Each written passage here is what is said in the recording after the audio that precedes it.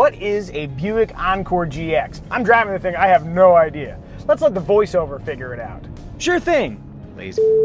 Okay, so Buick's lineup is filled with SUVs. At the low end, we have the subcompact Encore, and the Encore GX slots right above it. Further up the food chain, you'll find the Envision and the midsize Enclave. So it's a compact slash subcompact premium SUV. All right, what are we working with? From a mechanical perspective, there's either a 1.2-liter engine linked to a continuously variable transmission, while a 1.3-liter engine is optional. Both engines have 3 cylinders and are turbocharged, which is a good thing because those are tiny displacement figures. In addition to being more powerful, the 1.3-liter is also somehow more efficient than the 1.2-liter. It's also only a $400 option, and it's offered on all trims and comes with a 9-speed automatic transmission instead of the continuously variable transmission on the base engine. So yeah, just get the 1.3-liter. Our test vehicle has the 1.3-liter and it's just okay. Maximum acceleration is merely adequate, and it doesn't sound happy when doing it. Around town, the accelerator requires assertive prodding to get the Encore GX moving, and power delivery is surging and inconsistent. To enhance fuel savings at stoplights, there is a standard automatic engine start-stop system. You can deactivate it, but the system works well enough, I'd probably just let it do its thing. Back in motion, Buick's quiet tuning philosophy has yielded impressively silent results for many of its vehicles, but in the case of the Encore GX, I'm not personally blown away with solitude, thanks in part to that raspy 3-cylinder growl and some odd buzzes and rattles that plagued our car's cabin. I'm also not blown away by ride quality. Buicks tend to move with a smooth, velvety quality, but I'm feeling a fair bit of road chatter. Let's see.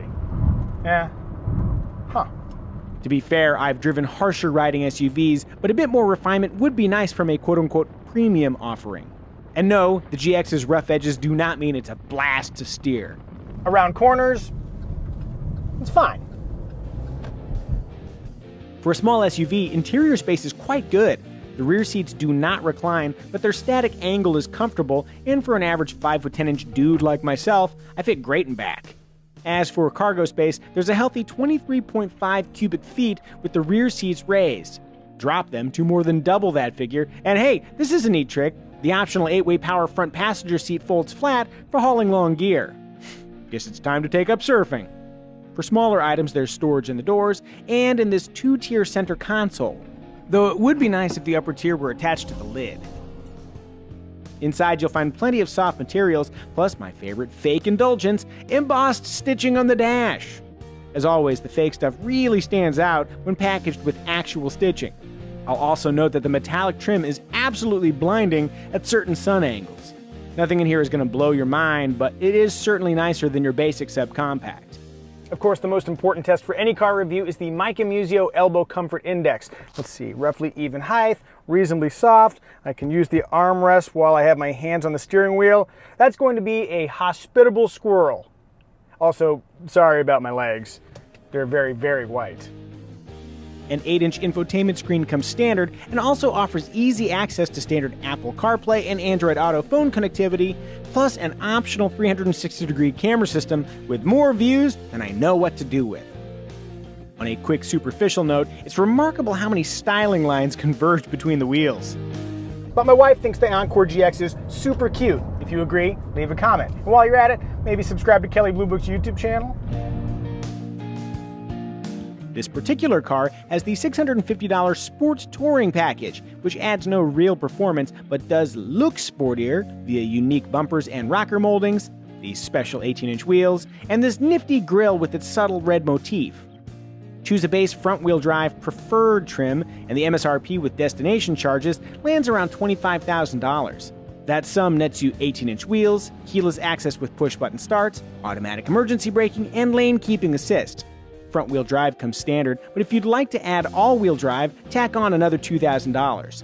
Choose the fanciest and ironically titled Essence trim, and you can enjoy LED headlights and taillights, a leather-clad interior, and blind spot warning, starting around $29,500. Given the base model's modest $900 premium, we think the roomier and more powerful Encore GX is a smart alternative to the smaller Buick Encore. Compared to luxury subcompact SUVs like the BMW X1 and Audi Q3, the Encore GX slots well below them price-wise. Then again, the Encore GX doesn't really compete with the Germans. It's more premium than luxury. For my money, the Mazda CX-30 offers a more premium experience and more satisfying road manners than the Buick for thousands less. You could also use your Encore GX budget to buy a mainstream compact SUV, which would get you more room and more power for about the same money. With so many compelling alternatives, I'm not sure I'd throw my money at a Buick Encore GX, but if you can get a really good deal on one, it might be worth a look.